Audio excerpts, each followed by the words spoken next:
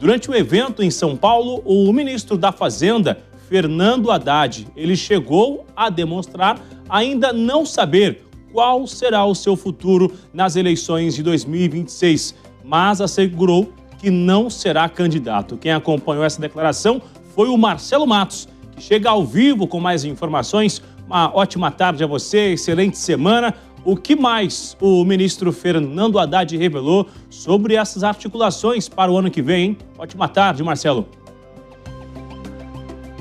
Boa tarde para você, para todos que nos acompanham. 29 graus, calorão aqui em São Paulo, temperatura também política muito alta.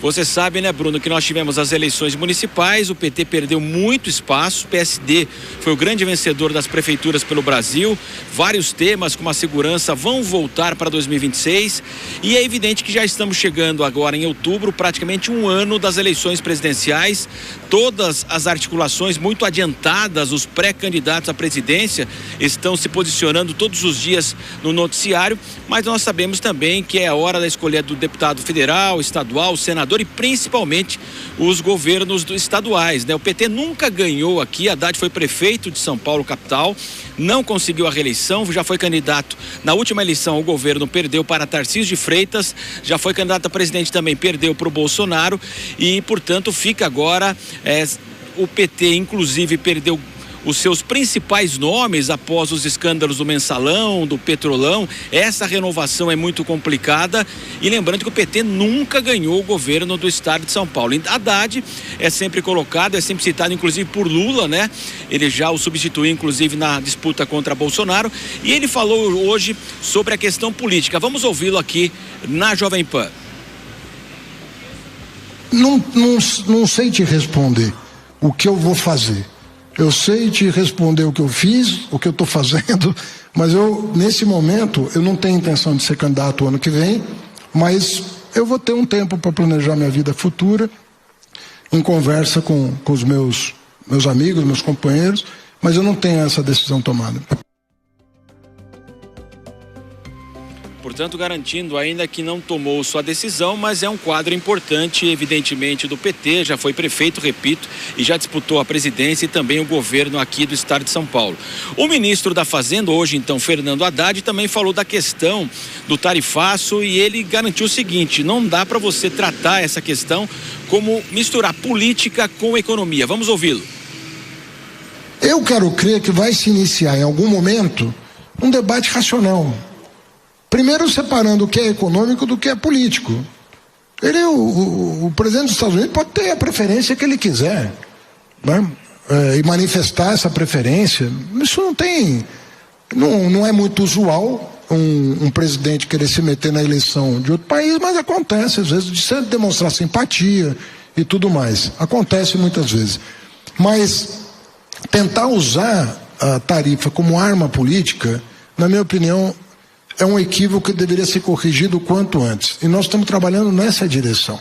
Primeiro é para explicar como é que funcionam os poderes no Brasil, né? Aqui não tem autocrata. Aqui tem presidente, tem Congresso, tem Supremo, mas não tem um autocrata no Executivo. Tem um democrata. Faz muita diferença.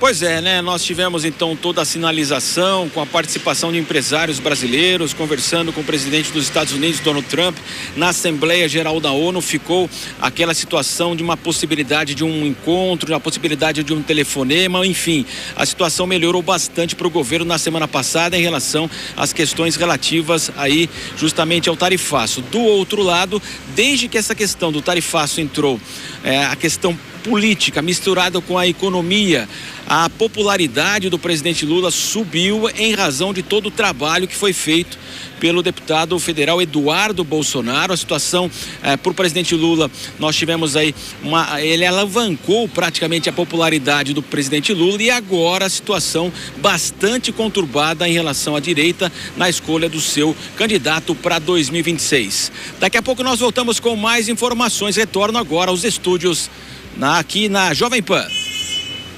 A gente conta com você, Marcelo Matos, sempre em cima aqui acompanhando os números da economia, eventos em São Paulo e agora o ministro Fernando Haddad com várias declarações, inclusive sobre as eleições de 2026. O Renato continua com a gente, eu quero ouvi-lo sobre essa fala do ministro Fernando Haddad, que inclusive o Ministério da Fazenda, Renato, é uma ótima oportunidade de visibilidade, mas os números da economia é que vão sinalizar se existe chance, um espaço para Haddad ser candidato ou não. Você concorda comigo que a economia é um número importante para o eleitor entender se há uma competência no ministro Haddad em São Paulo, Renato? Sem dúvida, a economia normalmente é o grande mote de campanha, né? É o que move ali a campanha. Claro que tem outros serviços ali, segurança, saúde, mas a economia é muito importante.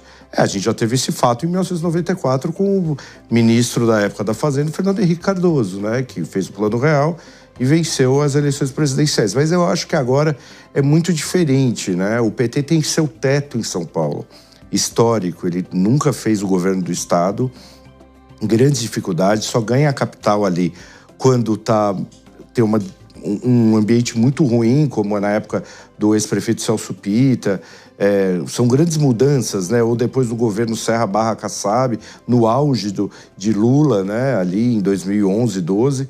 Agora não, agora a rejeição do PT é muito grande no estado. Haddad sabe que uma eleição de governador é praticamente impossível de vitória. O Senado, sim, são 2 vagas. Mesmo assim, essas 2 vagas, você precisa ali ter 35% dos votos, senão você está fora. No total ali, não de 100%, mas de 200%. Então, são 2 que entram. E daí, se a direita normalmente pode vir ali com candidatos ali fortes eleitoralmente também para o Senado. Então, claro, aí ele tem chance de ter uma das vagas, né, por causa da votação que a esquerda normalmente tem ali, na ordem, hoje em dia, de 30%, 35% em São Paulo, mas também não é uma eleição fácil, é uma eleição que ele vai ser muito, muito exposto ali, porque já foi prefeito, né, já essa passagem do Ministério, sem dúvida nenhuma. É que ele, assim, a passagem dele, essa passagem do Ministério da Economia, ela é de muito conflito, principalmente com o mercado, de muita tensão, sempre. Ali o governo Lula, ele começa a melhorar alguns indicativos esse ano, eu falo não de macroeconomia, mas ali de emprego, de pleno emprego, que chegou esse ano, de uma inflação talvez menor, uma queda no preço dos alimentos que só começou a acontecer agora, do segundo semestre.